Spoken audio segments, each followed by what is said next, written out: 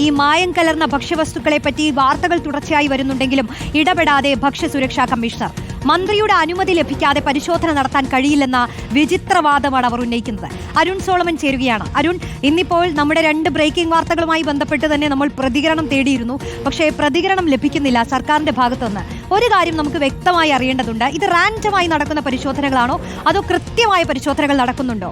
ഈ ഭക്ഷ്യവിഷബാധയേറ്റ് മരണങ്ങൾ സംഭവിക്കുന്ന ഘട്ടത്തിൽ തന്നെ വലിയ കോളിളക്കം ഇവിടെ സംസ്ഥാനത്ത് ഉണ്ടായിട്ടുള്ളത് നമ്മൾ കണ്ടതാണ്. ആരോപണങ്ങൾക്കൊക്കെ അപ്പുറത്ത് തുടർച്ചയായ പരിശോധനകൾ വേണമെന്ന് ആ കാലങ്ങളിലൊക്കെ ഉയരുന്ന വലിയ ആവശ്യമാണ്. അത്തരം പരിശോധനകൾ നടക്കുന്നുണ്ടോ? ഈ വാർത്തകളൊക്കെ സർക്കാർ ശ്രദ്ധിക്കുന്നുണ്ടോ? തുടർ നടപടികൾ ഉണ്ടാകുന്നുണ്ടോ?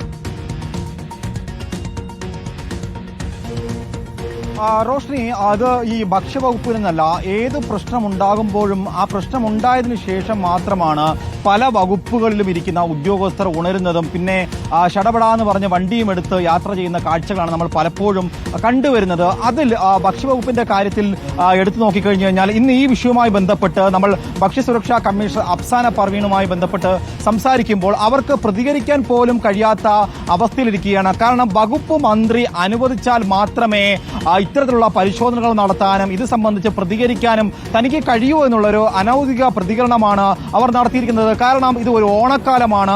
ഓണക്കാലമായതുകൊണ്ട് തന്നെ ഇന്നിപ്പോൾ ലേബി കൊണ്ടുവന്ന ഈ വാർത്തയിൽ എടുത്തു സൂചിപ്പിക്കേണ്ടുന്ന ഒരുപാട് കാര്യങ്ങളുണ്ട്. പ്രത്യേകിച്ചും ബോളിയും ഓണക്കാലത്ത് വരുന്ന ഒട്ടനവധി പലഹാരങ്ങൾ, അതുപോലെ തന്നെ പഴം വറുത്തതായാലും ചിപ്സായാലും ഇതെല്ലാം വിപണിയിൽ മാസമായിട്ട് എത്തിക്കൊണ്ടിരിക്കുന്ന ഒരു സമയത്താണ് ഈ വാർത്ത വരുന്നത്.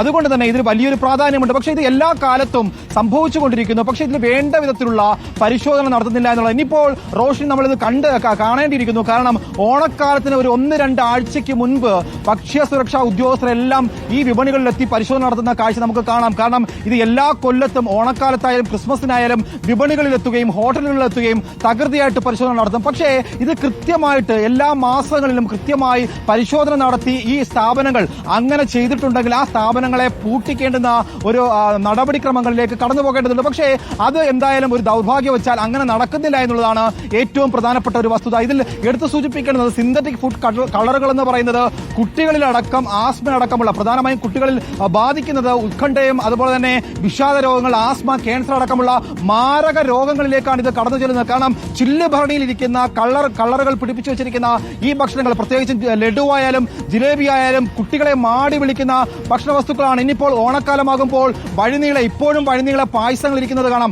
ഈ പായസങ്ങൾ കാണുമ്പോൾ തന്നെ വാങ്ങിക്കുടിക്കുന്ന പലരെയും നമ്മൾ കാണാറുണ്ട്. പക്ഷേ ഇതൊന്നും തന്നെ അംഗീകൃതമായിട്ട് ഒരു ഫുഡ് സേഫ്റ്റിയുടെ കീഴിൽ വരുന്ന അല്ലെങ്കിൽ അതിന്റെ ലൈസൻസോട് കൂടി പ്രവർത്തിക്കുന്ന സ്ഥാപനങ്ങളല്ല. കാരണം തെരുവോര കച്ചവടമാണ്. ഇതിൽ എന്തൊക്കെ നിറങ്ങൾ ചേർക്കുന്നോ, കൃത്രിമമായിട്ട് നിറങ്ങൾ ചേർക്കുന്നുണ്ടോ എന്നുള്ളതൊന്നും തന്നെ പരിശോധന നടത്തി വരുന്നില്ല. ഇവിടെയാണ് അഫ്സാന പർവീണിനെ പോലെ അവരൊരു പ്രധാനപ്പെട്ട ഉദ്യോഗസ്ഥയാണ്. ആ ഉദ്യോഗസ്ഥ ഇരിക്കുമ്പോൾ തന്നെ അവരുടെ പ്രതികരണം എന്ന് പറയുന്നത് ഏറെ വേദനിപ്പിക്കുന്നതാണ്. കാരണം അവർക്ക് എന്തെങ്കിലും ഒരു നടപടി എടുക്കണമെങ്കിൽ തന്നെ വകുപ്പ് മന്ത്രിയുടെ അനുവാദം വേണമെന്നുള്ളതാണ്. കാരണം വകുപ്പ് മന്ത്രി സംസാരിക്കുമ്പോൾ പോലും പ്രത്യേകിച്ചും ഒരു സിവിൽ സർവീസ് ഉദ്യോഗസ്ഥ അല്ലെങ്കിൽ ആ ഒരു ഉദ്യോഗസ്ഥൻ പറഞ്ഞു കൊടുക്കുന്ന അനുസരിച്ചാണ് മന്ത്രി പല കാര്യങ്ങളും പറയുന്നത്. പക്ഷേ ഇവിടെ നേരെ തിരിച്ചാണ് പറയുന്നത്. വകുപ്പ് മന്ത്രിയുടെ അനുമതി വേണം, ഇനി ഒരു പ്രതികരിക്കണമെങ്കിൽ തന്നെ അവരുടെ അനുവാദം വേണമെന്ന് പറഞ്ഞ് ഭയന്നിരിക്കുന്ന ഒരു ഉദ്യോഗസ്ഥ തലസ്ഥാനത്തിരിക്കുന്നുണ്ട്. അവരാണ് ഭക്ഷ്യസുരക്ഷാ കമ്മീഷണർ എന്ന് പറയുമ്പോൾ വളരെ നാണം കെട്ട് തലകുനിക്കേണ്ട അവസ്ഥയുണ്ട്. മറ്റൊന്ന്, പലപ്പോഴും പല ഹോട്ടലുകളിലും ഈ ഷവർമ പോലുള്ളത് കഴിച്ച് കുട്ടികൾ ആശുപത്രികളിലാകുന്നു. പല ഹോസ്റ്റലുകളിലും പഴകിയ ഭക്ഷണങ്ങൾ വന്ന് നമ്മൾ വാർത്തകൾ കൊടുക്കാറുണ്ട്. കഴിഞ്ഞ ദിവസം തന്നെ ഇവിടെ കാര്യവട്ടം കോളേജിലടക്കം പുഴു ഇരുന്ന ഭക്ഷണം എന്ന വാർത്തകൾ നമ്മൾ കൊടുത്തിട്ടുണ്ട്. പക്ഷേ ഇതൊന്നും തന്നെ പരിശോധന നടക്കുന്നില്ല. ഹോട്ടലുകളിലായാലും മെഡിക്കൽ കോളേജുകളിലെ മെസ്സുകളിലായാലും ഇത്തരത്തിൽ പഴകിയ ഭക്ഷണങ്ങളുണ്ട്.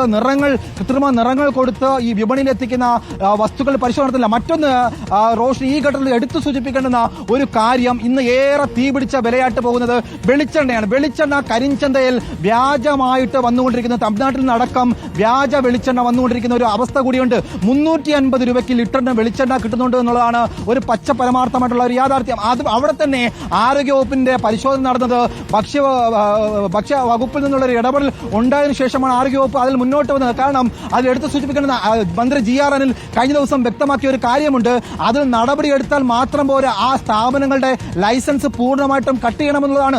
അങ്ങനെയുള്ള നടപടിക്രമങ്ങളിലേക്ക് പലപ്പോഴും പോകുന്നില്ല എന്നുള്ളതാണ് ഏറെ സങ്കടകരം. കാരണം മായം ചേർത്ത വെളിച്ചെണ്ണ എന്ന് പറയുന്നത് 80% പാം ഓയിലും 20% വെളിച്ചെണ്ണയും ചേർത്താണ് ഇന്ന് വിപണിയിലെത്തുന്ന വെളിച്ചെണ്ണ എന്ന് പറയുന്നത്. അതാണ് മലയാളികൾ പലപ്പോഴും കണ്ണും പൂട്ടി 350 രൂപയ്ക്ക് വാങ്ങി വീട്ടിൽ കൊണ്ടുപോകുന്നുള്ള ഒരു യാഥാർത്ഥ്യമുണ്ട്.